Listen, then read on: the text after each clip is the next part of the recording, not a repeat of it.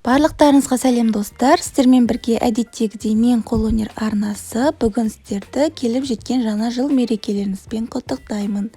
Жаңа жыл мерекесінде жақындарыңызға қандай сыйлық сыйлауды білмей жүрсеңіздер, дәл осы сөмкелерді өзіңіз тоқу арқылы жақындарыңызды қуанта аласыздар. Бұл сөмкені алған адам міндетті түрде қуанатын болады.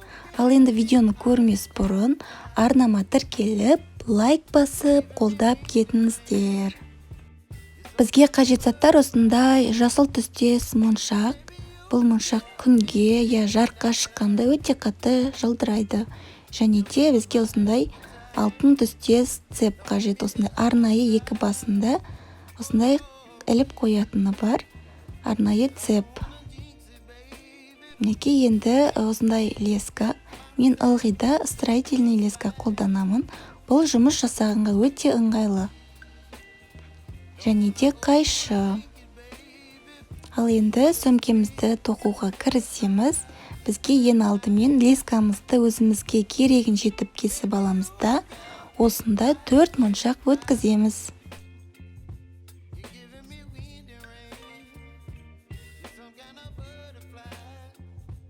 Моншағымызды өткізіп болған соң, екі басын бірдей қылып ұстап, моншағымызды дәл ортасына қарай әкелеміз. Мінекей, енді мына тұрған соңғы моншаққа крючок жасаймыз. Лескамызды қайтадан кері қарай өткіземіз, сонда бізде осындай крючок пайда болады. Екінші жақтағы лескамызды осы крючоктың ішінен өткіземіз. Сонда біздің моншағымыз жылжымайды, қараңыздар. Мына тұрған крючокты моншақтың ортасына қарай тартып кіргізіп жібереміз. Мінекей, сонда біздің сөмкеміз нығыз әрі қатты, сондай әдемі болып тоқылады. Мінекей, енді 3 моншақ. Бір жақ лескамызға 2 моншақ, екінші жақ лескамызға 1 моншақ өткіземіз. Мінекей, енді 2 моншақ тұрған лескамызды соңғы моншаққа крючок жасаймыз.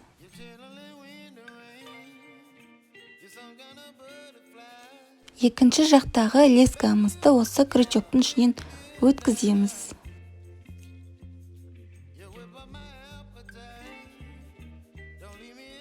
Міне енді осы крючокты моншақтың ортасына қарай кіргізіп жібереміз. Мінекей, тағы біреуін көрсетейін. Бір жақ лескамызға 2 моншақ, екінші жақ лескамызға 1 моншақ өткіземіз.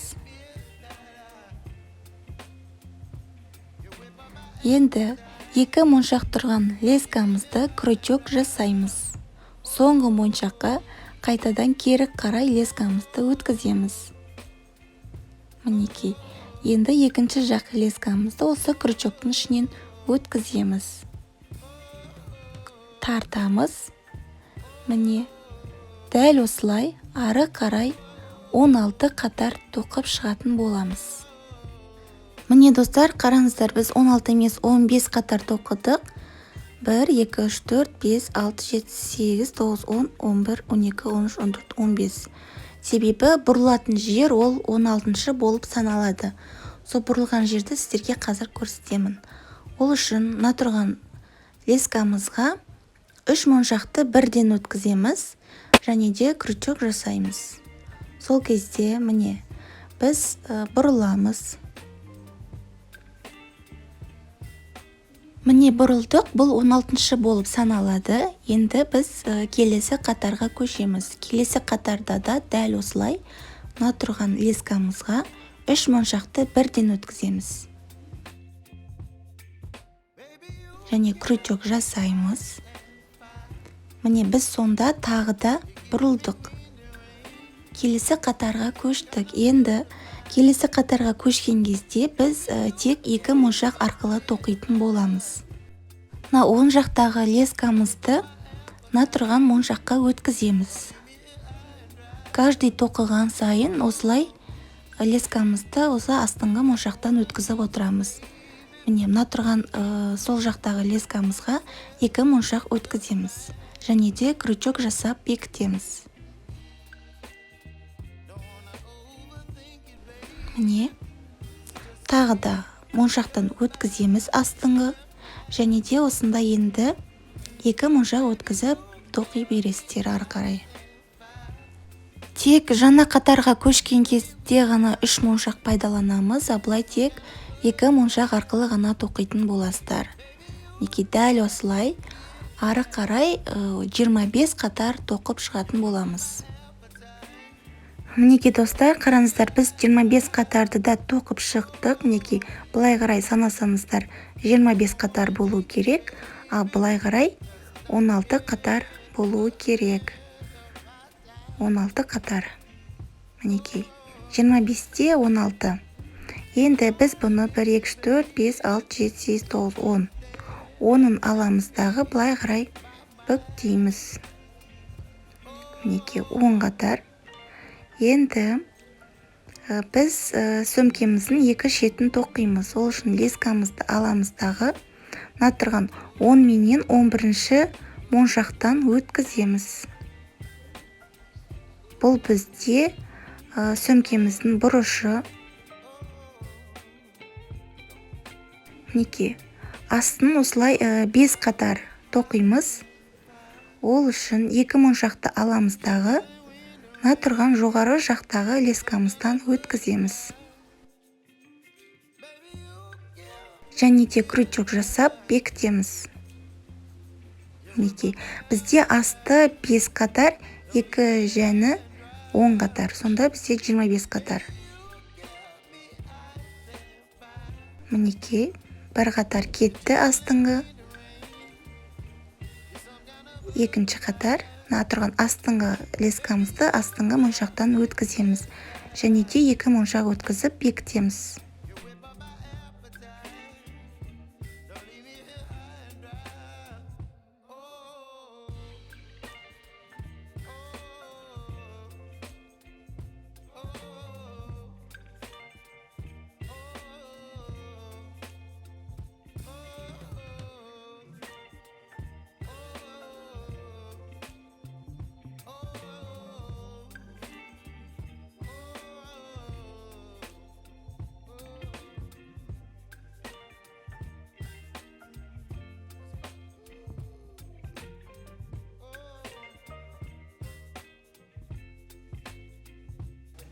Міне достар, 4 қатар тоқыдық. 5-шісі бұл бұрылатын жер.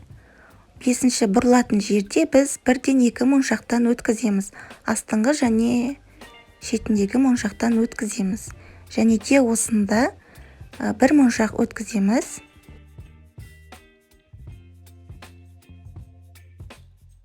Мінеке осылай бұрылатын жерде ғана 1 моншақпен бұрыламыз.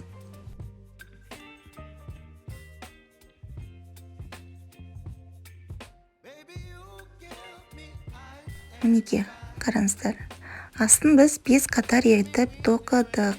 Міне енді тұрған лескамызды жәніндегі моншақтан өткіземіз. Және де осында 2 моншақ тоқу арқылы тағы да осылай қайталаймыз.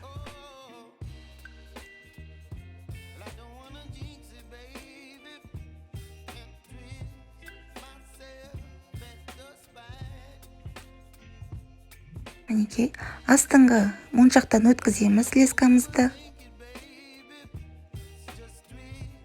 Жоғары жақтағы лескамызға 2 моншақ өткіземіз. Дәл осылай айналдырып тоқып шығатын боламыз. Келесі жақ бетті де дәл осылай қайталаймыз.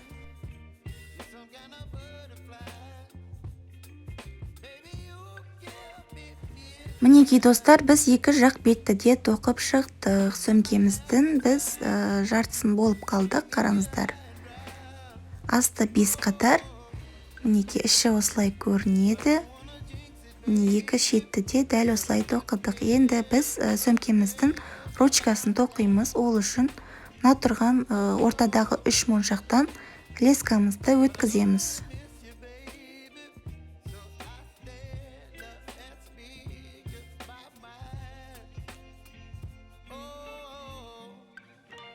Енді осында екі басын бірдей қылып ұстап, бір моншақ өткіземіз.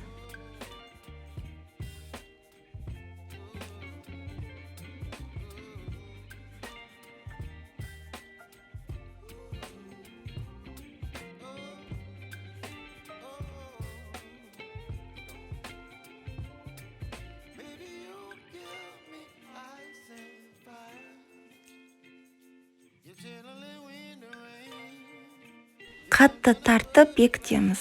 Қараңыздар, сонда біздің сөмкеміздің формасы шығып келе жатыр. Қараңыздар. Енді лескамызды екі жақтағы жоғары қарап тұрған моншақтан өткіземіз. Неке, мына тұрған лескамызды мына моншақтан, келесі жақтағы лескамызды келесі моншақтан өткіземіз жоғары қарай. Енді осында тағы да бір моншақ өткіземіз.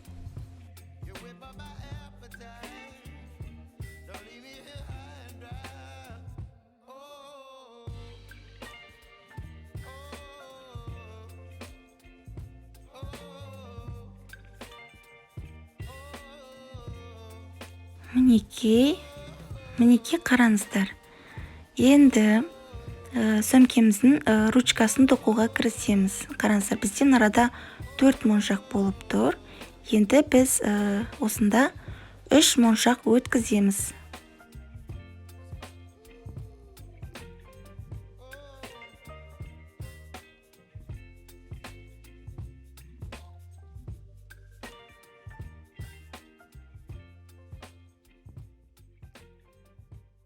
Және де енді астыңғы лескамызды мына тұрған астыңғы моншақтан өткіземіз.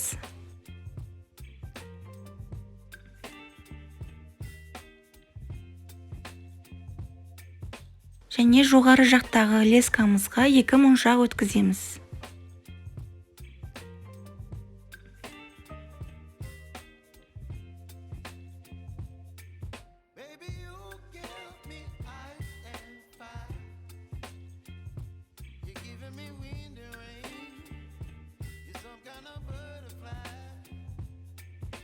Енді астыңғы моншақтан өткіземіз астыңғы лескамызды. Тағы да осында 2 моншақ өткіземіз.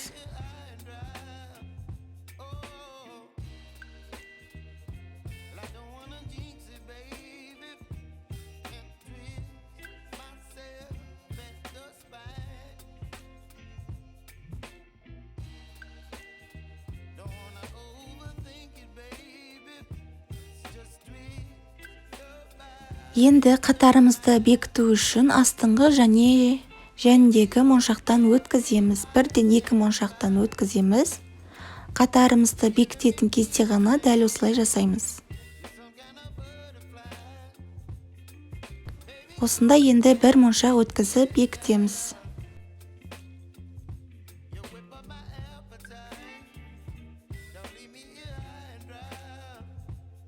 Енді жаңа қатарға көшетін кезде тағы да біз 3 моншақ пайдаланамыз. Бастаған кезде ғана.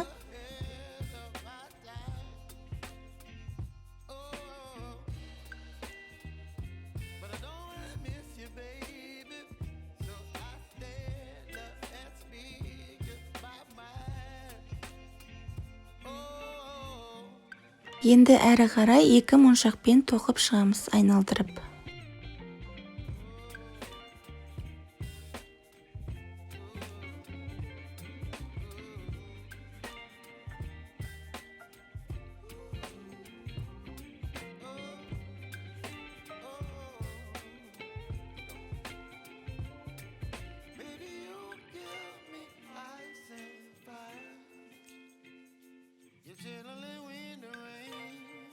Тағы да осылай қайталаймыз. Астыңғы моншақтан өткіземіз.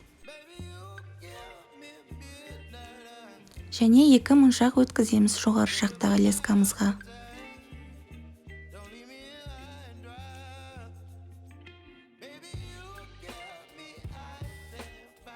Ешқандай да қиындығы жоқ. Видеоға мұқият қарап отырсаңыздар, барлығында түсініп аласыздар. Енді қатарымызды бекітетін кезде астыңғы және шетіндегі моншақтан өткіземіз. 1-ден 2 моншақтан. Және бір моншақты өткізу арқылы қатарымызды бекітеміз.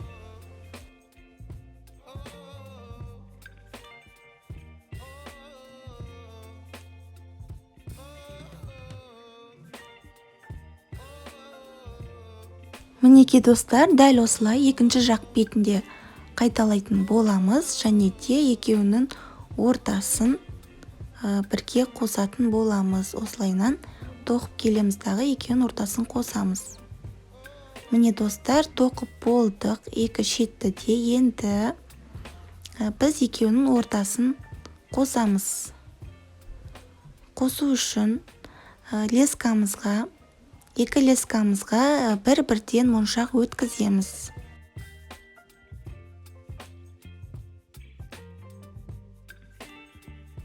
Өткіздік. Енді мына тұрған моншақтан өткіземіз. Және де мына тұрған лескамызды лескамыздың үстіне қоямыз дағы.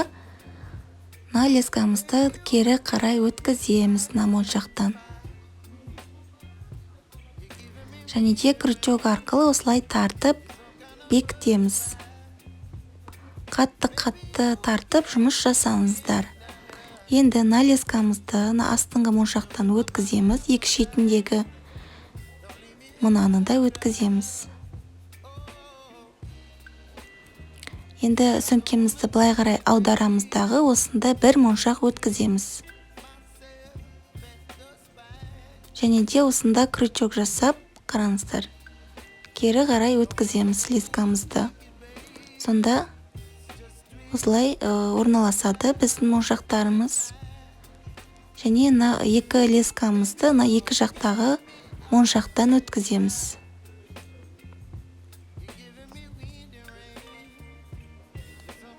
Осында тағы да бір моншақ өткіземіз.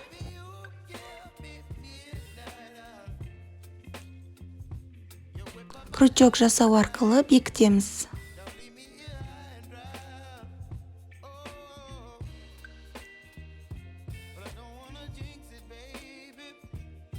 Мінекей енді жоғары жақтағы екі шетіндегі моншақтан екі лескамызды өткіземіз.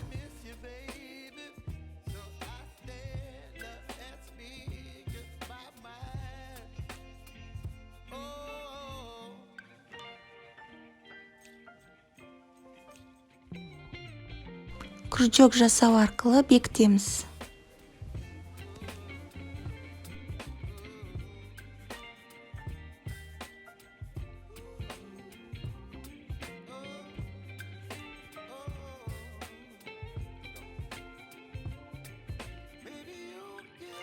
Енді тағы да сөмкеміз нығыз болу үшін тағы да 1-2 рет осылай қайталаймыз.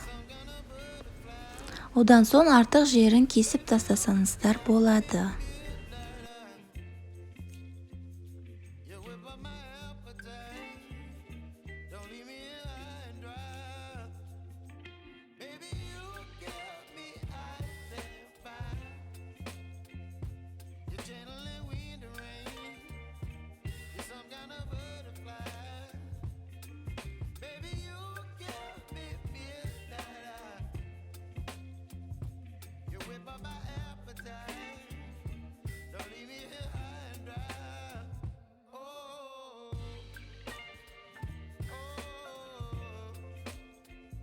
Міне достар, біз сөмкемізді тоқып аяқтап қалдық. Енді алдына жабатын жерін жасайтын боламыз. Ол үшін лескамызды аламыз дағы. Қараңыздар. Мында 1-2. Осы 2 моншақтан соң 3-ші моншаққа лескамызды өткіземіз. 2 басын бірдей қылып ұстап, осында 3 моншақ өткіземіз.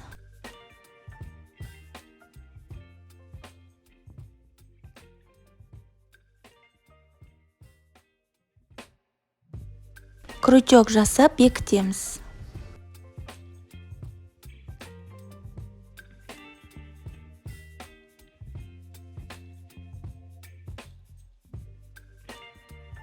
Тағы да қайталаймыз. Астыңғы моншақтан өткіземіз. Және де жоғары жақтағы лескамызға 2 моншақ өткізу арқылы ары қарай жалғастырып тоқисыздар. Дәл осылай 12 қатар тоқып шығатын боламыз.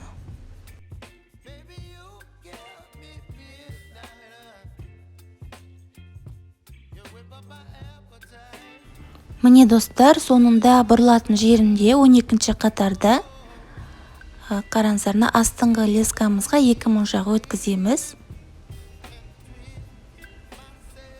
Және крючок жасап бекітеміз.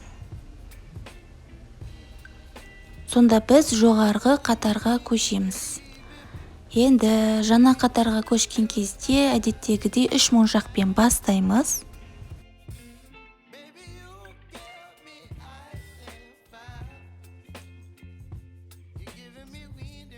Енді әрі қарай 2 моншақпенен 6 қатар етіп тоқып шығатын боламыз.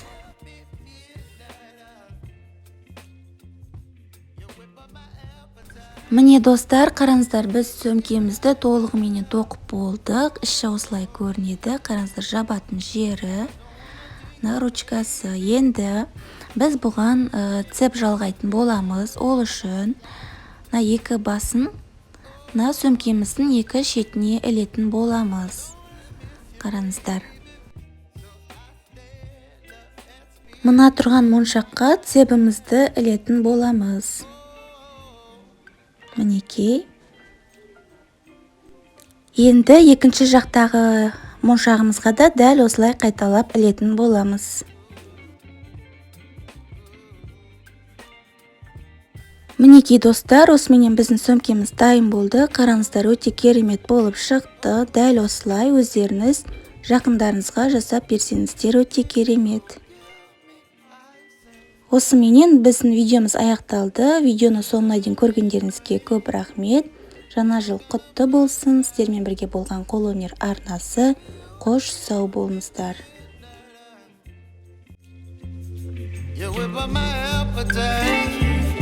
Don't leave me